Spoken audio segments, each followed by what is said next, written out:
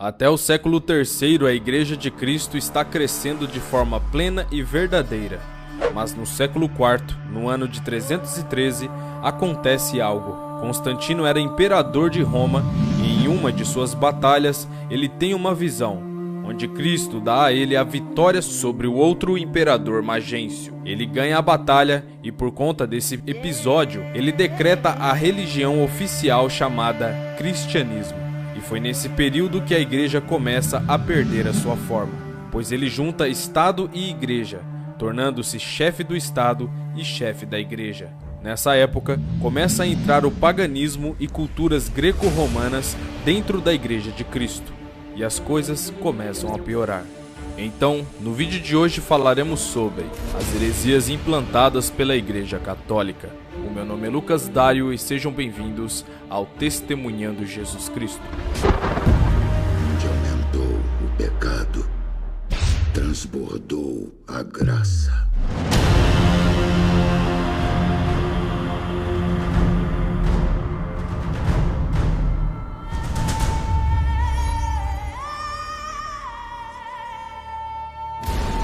Paz, amados! Peço a ajuda de todos vocês para se inscreverem no canal e ativar o sininho de notificações. Se vocês gostarem do vídeo, deixa aquele like que me ajuda demais a produzir mais vídeos.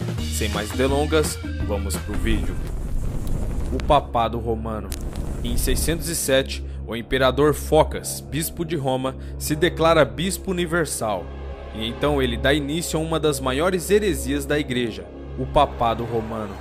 Então, a igreja vai se desviando da verdade até chegar no século XII, conhecida como a Época das Trevas, e dão início à Inquisição chamado o Tribunal do Santo Ofício. Logo, deram início a caças bruxas, torturas e mortes. Muitas chacinas eram promovidas pela Igreja Católica. Pessoas eram condenadas a morrerem queimadas, afogadas. Instrumentos de torturas de variados tipos eram usados contra as pessoas que não concordassem com suas leis. Veja agora alguma das evoluções dessas heresias até a época de Lutero. Época esta que Deus deu um basta e se fez necessário uma reforma para uma igreja que tinha perdido a sua forma.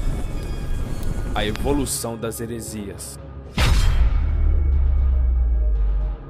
No ano de 300 iniciou a oração pelos mortos e no mesmo ano iniciou também o fazer o sinal da cruz. No ano de 320 se institui a confecção e o uso de velas de cera, sendo acesas em momentos de culto. No ano de 375, a igreja adota a adoração aos anjos, dos santos mortos e dá ofício à confecção e uso das imagens. No ano de 394, eles instalam a missa e ordena que seja feita essa celebração diariamente. No ano 500, os padres se autoproclamam sacerdotes, começam a se vestir de forma distinta dos leigos. No ano de 593, Gregório I estabelece a doutrina do purgatório. Para quem não sabe, o purgatório é um termo intermediário entre o céu e o inferno. É um lugar aonde a alma vai para saber se ela vai para o céu ou para o inferno. Ela precisa ficar purgando ali os seus pecados. Isto é, quando você morre, sua alma não vai para o céu e nem para o inferno. Ela vai para o purgatório. E dependendo do que fizerem aqui na terra por essas pessoas, orações, missas ou pagamentos de indulgências, essa alma vai para o céu. Mas se não for feito nada por ela, ela vai para o inferno. Também posto por Gregório I no ano 600, o latim é instalado aos cultos. Sendo assim, todas as missas eram realizadas em latim, quer as pessoas soubessem falar ou não. No mesmo ano, orações começaram a ser dirigidas a Maria, como mediadora de Deus e os homens. Em 607, o Papado Romano é instaurado. Em 786, o culto à cruz, culto às imagens e relíquias eram autorizados pelo Papado. Em 850, a água benta é misturada com um pouco de sal e ela é abençoada por um sacerdote, santificando o local que ela é aspergida. No ano de 995, o Papa João XV ordena a canonização dos santos e, em 998, certos homens e mulheres passaram a ser considerados santos. No ano de 1079, instala-se o celibato do sacerdócio. Ele foi decretado por Gregório VIII. Irmãos, para quem não sabe o que é celibato, é onde foi dada a ordem onde os padres são proibidos de se casarem. Isto é, não podiam contrair núpcias e nem construir família. No ano de 1090 é instaurado o Rosário, a oração mecânica criada por Pedro o Ermitão. Creio que quase todos vocês já sabem o que é Rosário, mas vou refrescar a memória de vocês, que por ele é feita a oração do Padre Nosso e a oração de Ave Maria. Em 1184 é instituída a Inquisição pelo Concílio de Verona.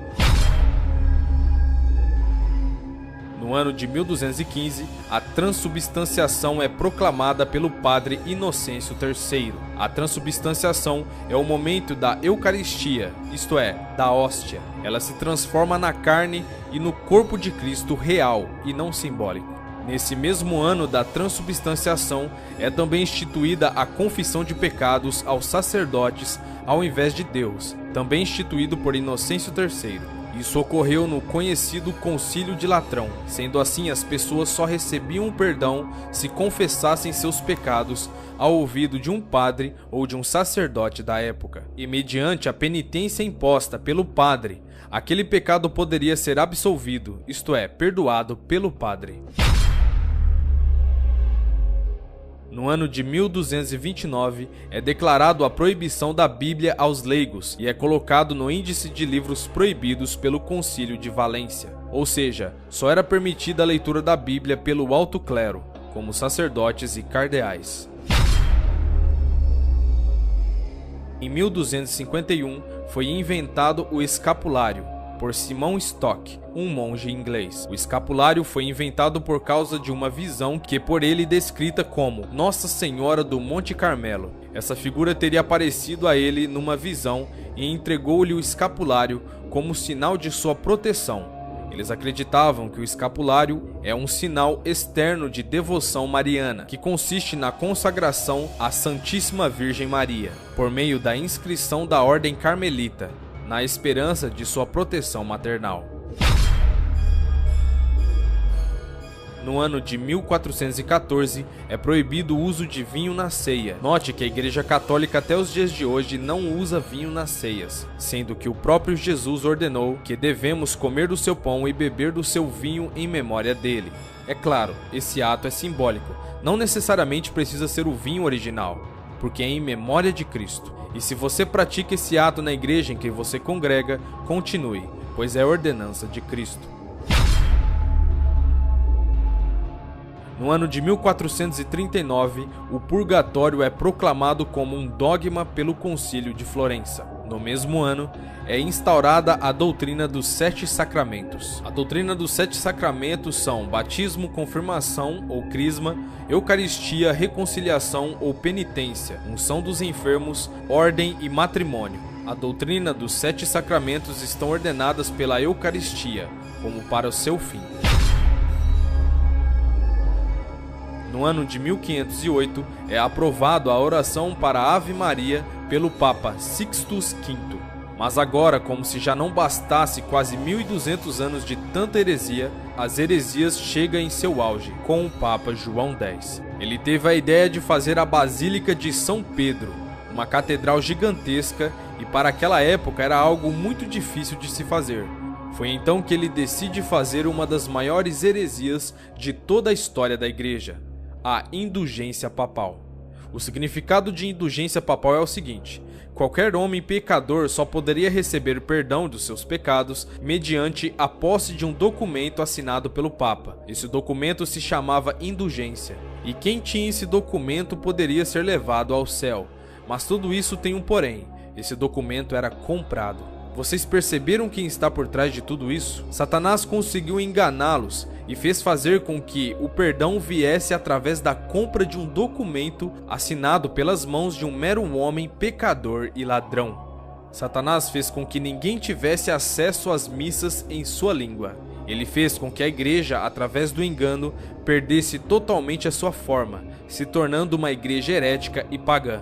Não só da católica, mas no meio evangélico nos dias de hoje, coisas absurdas acontecendo dentro da igreja de Cristo, como mais recentemente um homem que se autoproclama apóstolo, vendendo uma semente de feijão por R$1000. Mas enfim, deixa eu voltar aqui no vídeo. Com o avanço da igreja católica fez com que esses investimentos dominassem as áreas das ciências, artes, religião e medicina por um vasto território, e fez com que o povo vivesse no período mais sombrio que a Igreja de Cristo já passou, como já citei antes, o chamado período das trevas. É então que Deus começa a trabalhar no coração de um monge da ordem agostiniana que morava no interior da Alemanha, em uma cidade chamada Wittenberg. Seu nome era Martinho Lutero. Lutero tinha muitos problemas com a palavra justiça. Ele achava que Deus era vingador e que Deus colocava o pecado nos homens e os puniam com sua ira. Ele odiava a palavra justiça. Achava que Jesus era um Deus vingador e mau e tentava perdoar seus pecados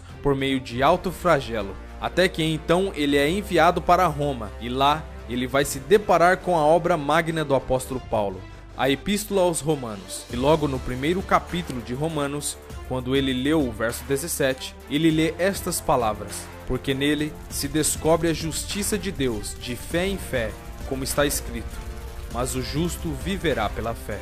E esse foi o homem que deu início ao que conhecemos como a Reforma Protestante, trazendo à forma aquilo que tinha perdido a sua forma, a saber, a Igreja de Jesus Cristo. Se você gostou ou não desse vídeo, deixe suas opiniões aqui embaixo, que a verdade seja dita e Deus abençoe cada um de vocês. E esse foi o vídeo, amados. Se vocês gostaram desse vídeo, deixe seu gostei, se inscrevam no canal e não se esqueçam de ativar o sininho de notificações. Deus abençoe a todos, até o próximo vídeo.